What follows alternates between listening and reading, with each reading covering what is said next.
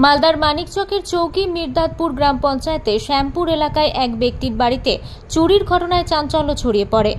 সোমবার ভোরে আফসার মমিনের বাড়িতে চুরির ঘটনাটি ঘটেছে। জানা যায়, এদিন ভোরে বাড়ির সদস্যরা ঘুমিয়েছিলেন।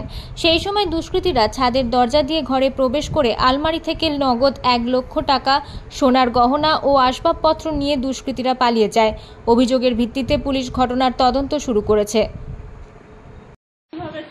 দেখতে পাইনি, আমার ওই বাক্সাতে ছিল, আলমারিতে 1 লক্ষ টাকা ছিল, একটা ছিল কি বলে আমার পোলা ছিল সোনার, একটা আংটি ছিল, 3টা চঙ্গি ছিল, আর ছিল একটা তোড়া ছিল আমার মেয়ে, এটা হয়েছে। আর বাড়ি থেকে 2টা মোবাইল, 2টা হাঁড়ি আর একটা মশলা বাটার মেশিন, এগুলো চুরি হয়েছে।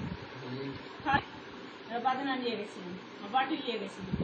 মানে আমি বুঝতে পারছি না কিভাবে এতদিন থেকে চুরি হলো না। এটা আমি তো গেটে তালা মারিনি, উপরেতে এরকম ছিল, আমরা ঘুমিয়েছিলাম বাড়িতে, এটা বাড়িতে কেউ ঘুমায়নি।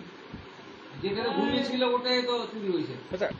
আমি ভাবছি উপর দিয়ে ঢুকেছে, ছাদের উপর দিয়ে, ওটা দিয়ে আছে ওর চাপা চুরি আছে। গ্রিলে তালা মারা ছিল না, ও আলমারি থেকে না কালকে খাট এসেছিল, খাট আসলো তো টাকা দিলাম ওকে, আর ওইগুলো খাট গুছাতে গুছাতে সব সামান গুছাতে গুছাতে তালা মারতে ভুলে গেছি। ভিতরে তালা মেরেছি, উপরটা তালা মারিনি, এখানে টাকা রেখেছি, এখানে তালা মেরে আবার চাবিটা এখানে রেখে দিয়েছি, চাবিটা অন্য জায়গায় রাখিনি।